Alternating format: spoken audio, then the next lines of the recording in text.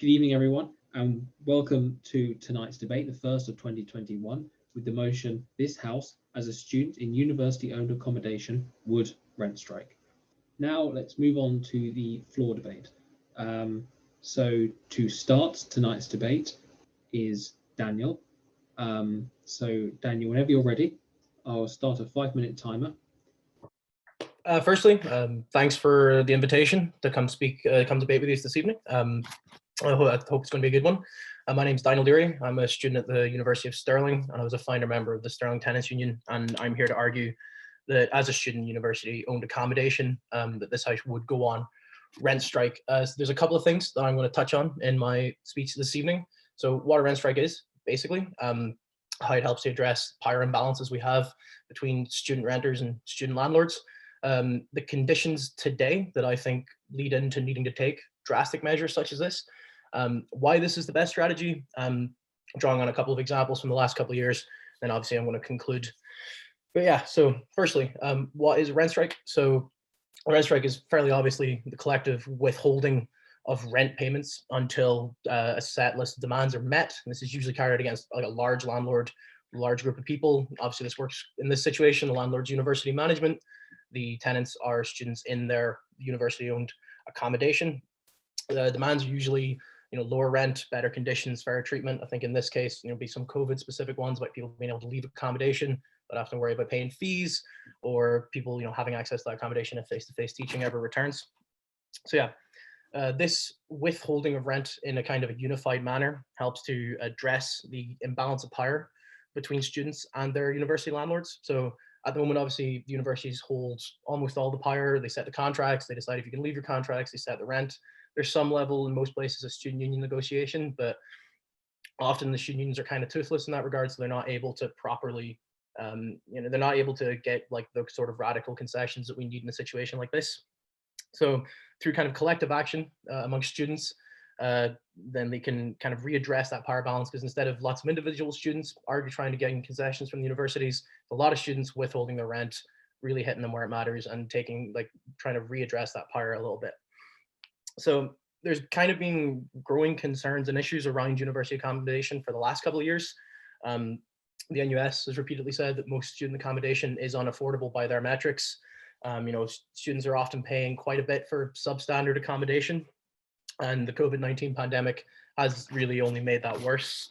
The universities have kind of willfully used potential returns to face-to-face teaching, both last semester and this semester, as a kind of carrot on a stick to entice students back into accommodation, back into contracts. When they arrive, they find the conditions, a lot of cases in terrible state. Students have been locked up in Manchester last semester. They were fenced in. At the Glasgow School of Art at the moment, there's in their accommodation blocks, there are security guards on every floor, basically carrying out constant surveillance against students. And this is kind of, when students are paying so much for accommodation, this needs to change. It's clearly unfair, and it's not what students are entering into contracts to do. They want to go live somewhere so they can access learning. They're not there to be under lock and key 24 hours a day, and something we wouldn't accept in the private sector. So something clearly needs to be done. People might suggest other tactics, like student union negotiations and protest, but they can only go so far. They can be quite ineffectual. University management only really cares about their bottom line these days, and at least the protests being ignored. The student unions are often financially reliant, so they can't make that argument. In Scotland, I think they would be, they can often be fined liable for a lot of these sorts of protest actions, so they're reticent to do so. So coordinated rent strike is really the only strategy, as drastic as it is, to bring those in charge to the table swiftly and with the right demands, such as rent reductions or better conditions, and they can win really important concessions, which we've seen actually in the past. There was in rent strikes during the pandemic and before. Students at Goldsmiths and UCL in 2016, 2017 won 30 to 35% rent concessions reductions as a result of rent strikes. Of course, quite notably in Manchester last year, we saw we saw that they won a 30% reduction after a quite long and successful rent strike there. So as a strategy, it does work. It is clear that rent strikes are the way forward at the moment for students in university accommodation. They're paying high rents, they're either locked into accommodation or they have to leave, often pay fees. You know, we've seen across the countries that when students unite together, withhold their rent and force the management to the negotiation table, that they can win really serious concessions. And that's why I'd advocate that you vote in favor of the motion tonight. Thank you very much, Daniel, for your opening speech of the night. Now we move to the opening speech of the opposition side of the argument with Robert. So, Robert, whenever you're ready, I'll start the 5-minute timer. Okay, so today we're going to cover what I think most students are going to be worried about when it comes to student rent strikes at this time in the COVID pandemic. And then I'm going to cover why the pandemic itself is leverage that can be used in another way without student rent strikes, and how it presents a couple of occasions where you would not want to rent strike, you would not want to take the risks of rent striking, and give some alternative methods which have kind of already been touched upon, but I'm going to try and expand on that.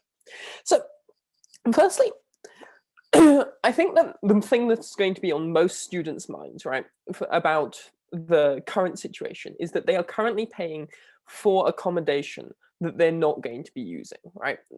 And as far as this particular issue goes at the moment, we can't fix what happened last term, but this term, because no one is going back to the uni accommodation virtually, it's just lockdown, and that may or may not continue, but everyone's in the same boat and the unis are listening to us, right? Aberdeen has already said to the people in the accommodation up there that they are getting reimbursed and they can cancel their contracts, right? And because it's happening to everyone, because it's a universal experience, the unis are listening to this. And I think that the thing to do in this situation is to let the universities take their time and deal with it, because they are moving to deal with this, and this major thing is being fixed. And what you do by rent striking, by trying to take that step, is merely antagonize them, merely make them feel like you're upstart, and doesn't really facilitate the conversation with them and the ability to talk to them. Right, and the second thing here, for the individual, rent striking is a breach of contract, and that could mean, in this situation, of losing your place at their university accommodation.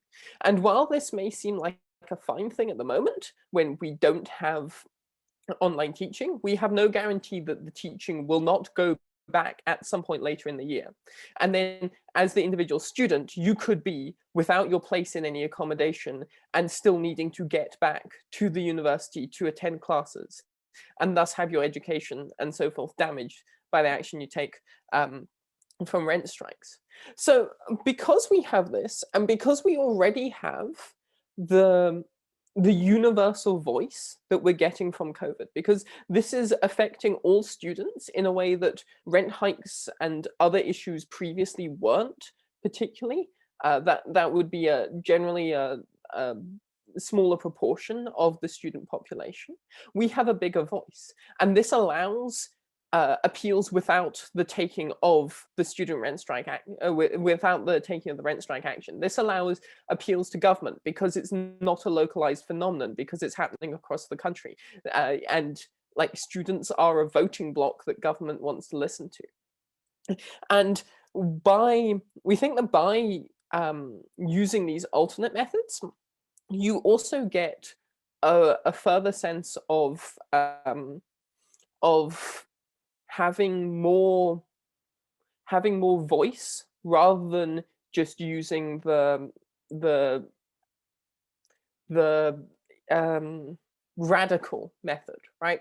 Because we think that if you have a radical method, if you use the radical method, then you get stories against you, right? You get sort of things of like students acting out, students being like students contrary to society, you know, doing all the things that students do, like burning down buildings or whatever. Like that, it's a stereotype that students are revolutionary, that students take things too far, that students are always on the cusp, and that they will calm down and get better later. But we think that by saying we have legitimate concerns, and by trying to bring it up through more through more legitimate methods like appealing to MPs, appealing to government, things like this.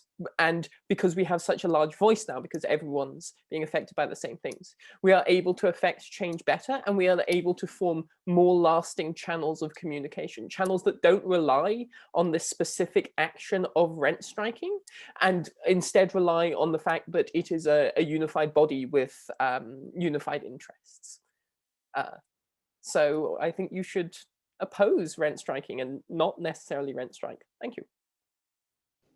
Thank you very much, Robert, for the opening opposition speech of the night. And now we move back to proposition with Ian. So Ian, whenever you're ready, I'll start a 5-minute timer. Okay. So hi guys, my name is Ian. I study at the University of Aberdeen, and I'm sure no one will deny currently that these are unprecedented times that we're living in. Like as we all know, and as we've all faced, COVID-19 has massively disrupted our lives. And this is why I asked the question, which is, why is it with all this disruption that the university still expects us to carry on like things are completely normal? They expect us to continue to be paying rent for accommodation that we aren't even living in. Now, there are several problems with this, and I think that one of the first ones is that, like, while it's all very well to expect people to pay for their rent, many students have had their finances massively restricted. Huge numbers of people all across the country have lost their jobs, be it either students themselves have been losing their jobs, or parents of students who those students rely on financially. And it's this massive drop in income leaves many students unable to realistically afford their rent and also the cost of living. On top of that, many international students not only are paying for accommodation, they're also paying to do their courses, and that is massively unreasonable, because these international students are paying for courses where the quality is vastly reduced. They're doing it online all the time. The lectures are just pre-recorded, and it might even be like watching lectures which were recorded in session like in previous years, possibly using outdated information. And the fact that the fact that they're expected to pay both for accommodation and these courses is massively unreasonable. And the rent strike is a really, really good way for international students to make their voices heard, and to show that that this is an unreasonable situation and that they're not going to stand for it. And it also allows Scottish students to stand in solidarity with international students who are forced with these unreasonable costs. There's also a public health interest when it comes to the rent strike. It disincentivizes students who have accommodation which they are not living in but paying for are going to be incentivized by that accommodation to come back to and live in that accommodation when it's not safe, because they're going to be wanting their money's worth. I know a lot of people who are very tempted to kind of go back to their accommodation. I myself am quite tempted to head back up to my accommodation, just because, hell, like, it's there, I'm paying for it, why shouldn't I go back? And a rent strike would not only, like with a rent strike, we could not only demand a rent freeze to alleviate those worries permanently, but it also has a more immediate effect of preventing people from heading back to their accommodation now to get their money's worth. Robert mentioned a couple of interesting things which I also wanted to touch on. One was he mentioned that the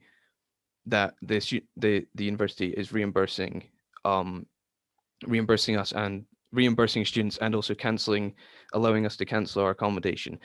But then he also pointed out that people don't know when student teaching is going to start up again. So basically, while it's all well and good that they're allowing people to cancel, it doesn't really work, because, like he says, we don't know when in-person teaching is going to start up again. So all these people who have cancelled their accommodation are not going to be able to they're going to basically have to choose between, can I afford to keep this accommodation when I'm not using it, or they're going to have to choose, can I take the risk that I'm not going to miss in-person teaching this term, which is a real problem.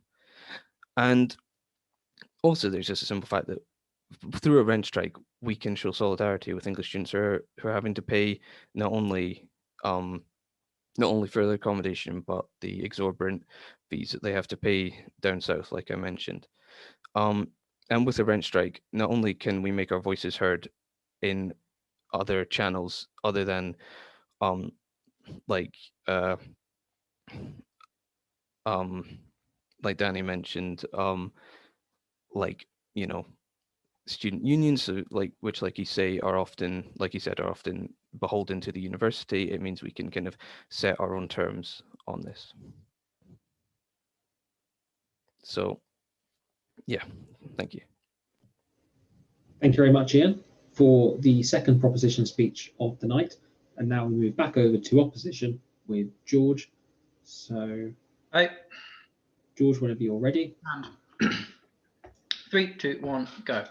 Okay, so I'm going to be talking about why we as students should be not conducive to this proposed strike. Not because ideologically I'm going to be opposed to it in any way, but because I believe it'd fail. This proposed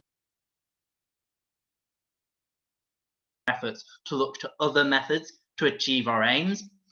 For a rent strike to be effective here in Aberdeen, it must be effective all over the country. That is the idea of mass strikes, is that it must be affecting the same change and demands in each part of the country, in each part of the sector.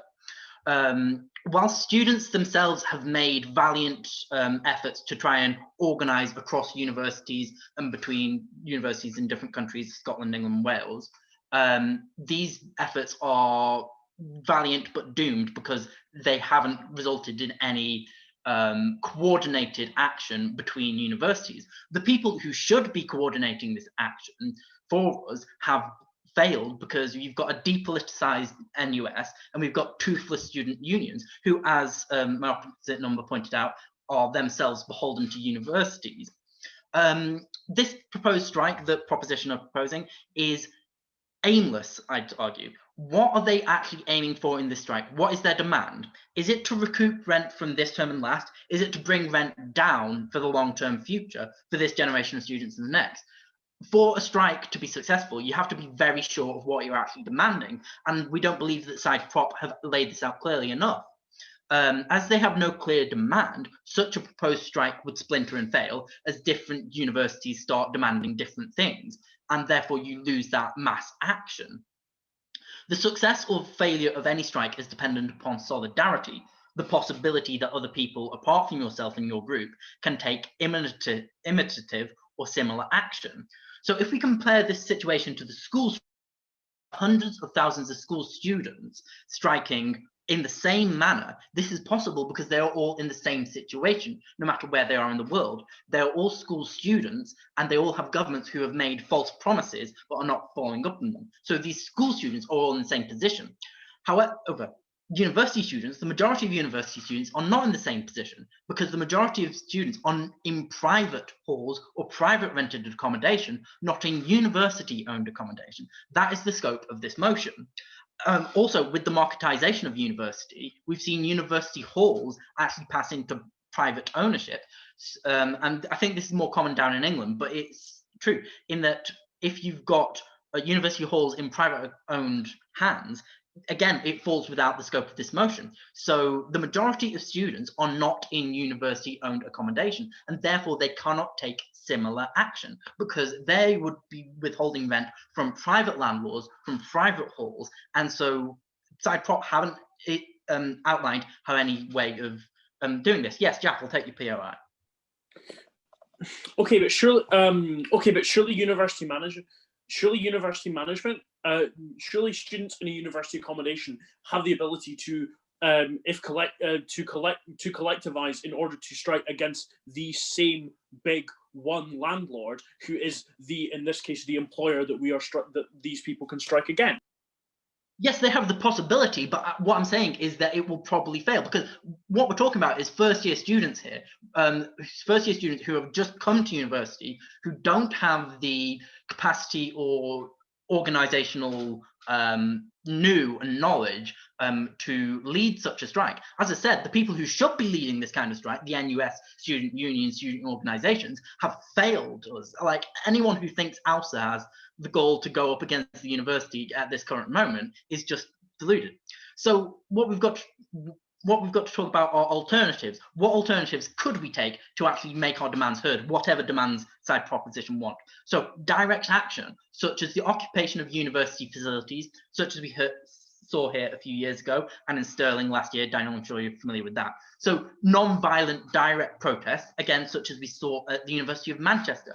That isn't rent strike, that isn't some toothless action, it's direct physical action. Another idea we could have is the withholding of tuition fees.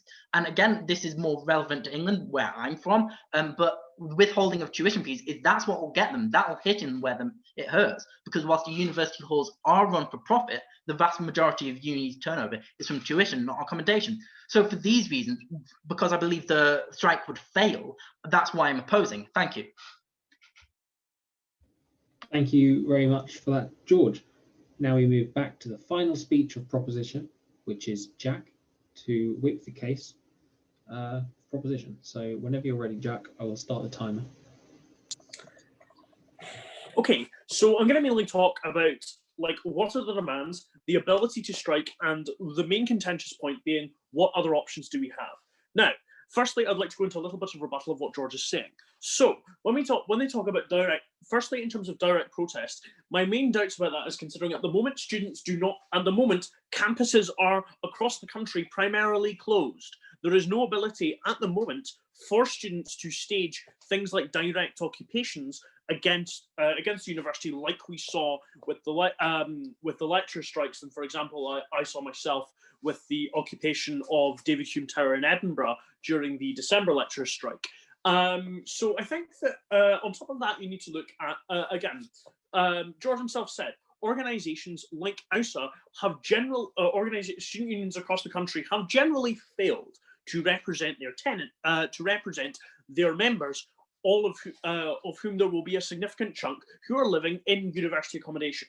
Now, who organises these things? The main answer is student tenants unions. So, because student tenants unions, while clearly not organised, while in most cases not organised by first-year students, are organised by students who are probably older with experience in organising, who have the ability to help run the show, do X, Y, Z, because they are because they know what they generally know what to do, are sympathetic to the aims and concerns of those in university accommodation, and can aid them purely from a practical standpoint of most of us here at Student Tenants Unions are veterans of lecture strike occupations. We're veterans of campaigns against the university, of taking direct action against the university and against whatever university it is in question,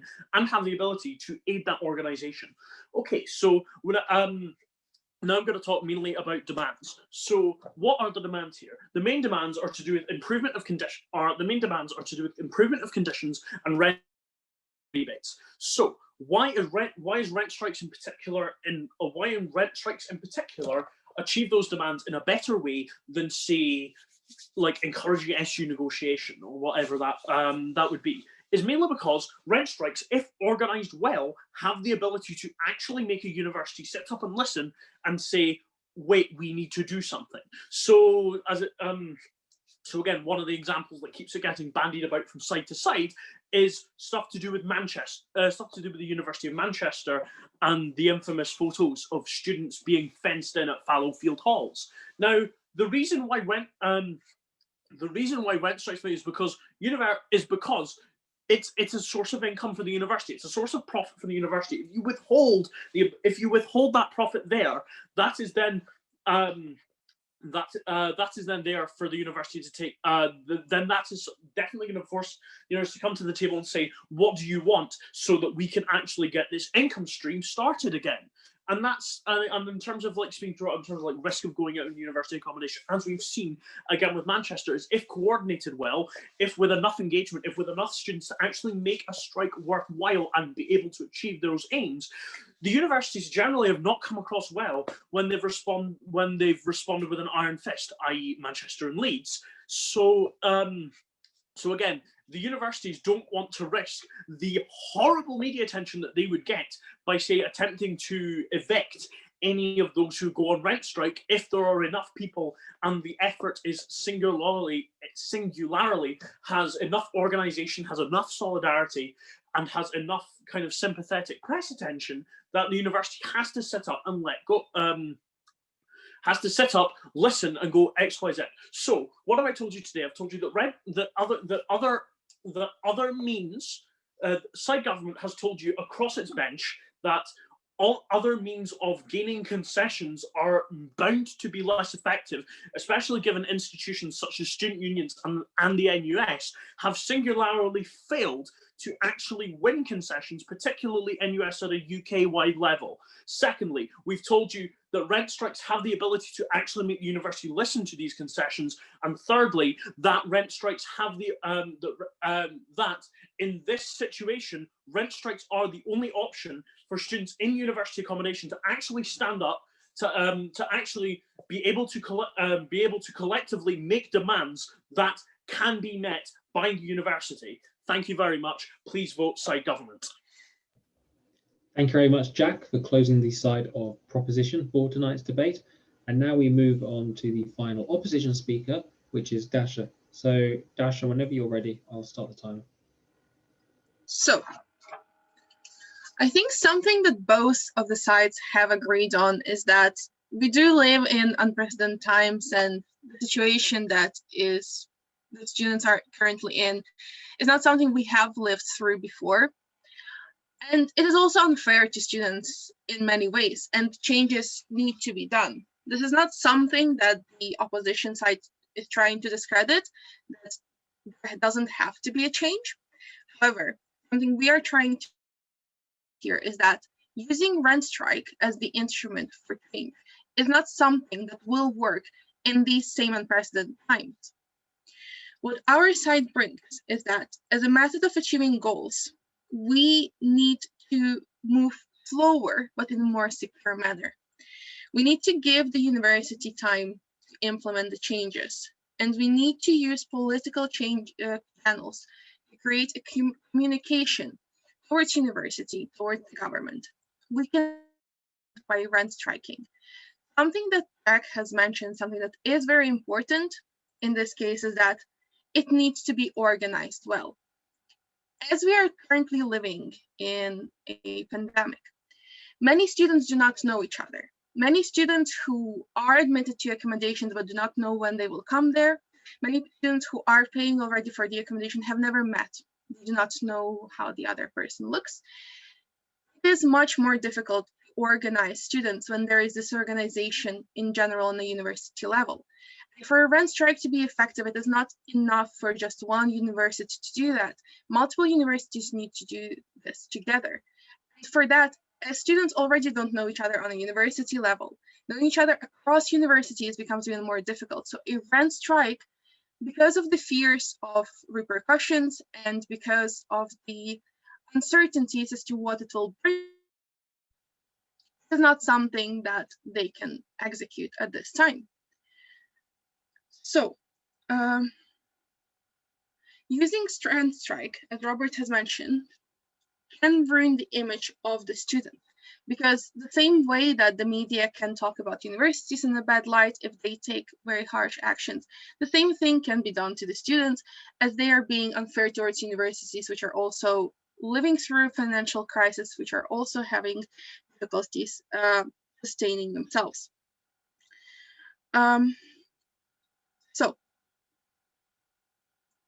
rather than withholding payments, what gives security to the students is using the existing channels inside the university to reach out to the administration, which is slowly making changes, which is slowly opening up to them.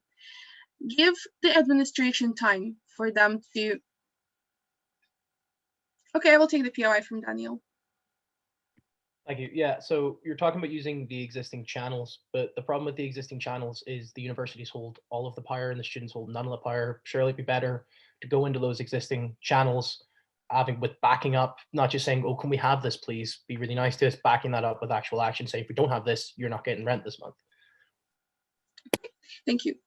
So the problem is that when you already have a contract, when you are already legally obliged to do something, when you're just withholding rent, you which you can be also the one facing the repercussions, because as students we are in a vulnerable situation here, and it has been mentioned by Ian that the situation of the international students is difficult. For them it is even easier to lose their position in the university. If you're acting in a non-diplomatic way when the situation in the universities is so uncertain, when you do not know when the next semester will start, when you do not know whether you will be able to come back to the accommodation, when you do not know whether your course will be online or face-to-face, if you are ruining your relationship with the university by rent striking, you are basically putting yourself in danger where you might not have a place to go back to. And I believe that in such situation, when we live in an uncertain world, it is a much worse harm to a student. So using a slower but more diplomatic method, even though it will take time, it is showing already certain changes. There are certain rules already being implemented. It is best to give time now than putting in danger everything that has been worked for before, and by that putting in danger your further education. Thank you for your attention. Thank you very much, Dasha, for the concluding table speech and the final speech for the opposition side as well. So now we're going to move on to the voting for tonight's debate. So the way voting works in this house is by raising a hand, sending a message to the chat on the side, and I won't vote, but I will count the votes as they go. So yeah, all those in favour of the motion, this house as a student in university-owned accommodation would rent strike, would you please raise your hand, message the chat now. Thank you very much, everyone. Just hold them up. Thank you very much. And side opposition, opposing the motion, this house as a student in university-owned accommodation would rent strike. If you all please raise your hand now. Thank you very much. Okay, so the result of that is that this house, as a student in university-owned accommodation, does support a rent strike. So thank you very much to the speakers on the table. Before we go, with a quick update for what next week's topic is going to be, so I'm going to hand you over to the weekly officer, Gavin. So okay. Gavin, you can now share your screen. So whenever you're ready to put up next week's motion. The next week's motion is this House believes the Republican Party is to blame for the radicalisation of US citizens. So if you want to speak in that debate, then please message myself, another member of the Debater Committee, or the Debater Facebook page itself. And again, this House believes the Republican Party is to blame for the radicalisation of US citizens. Right, well, on that note, thank you very much, everybody, for coming along today, and thank you again to all the speakers who spoke from Aberdeen and also from other universities supporting this cause. We will see you on trainings on a Tuesday with Maxwell, or next week's debate, as highlighted. So until then, thank you very much for coming along.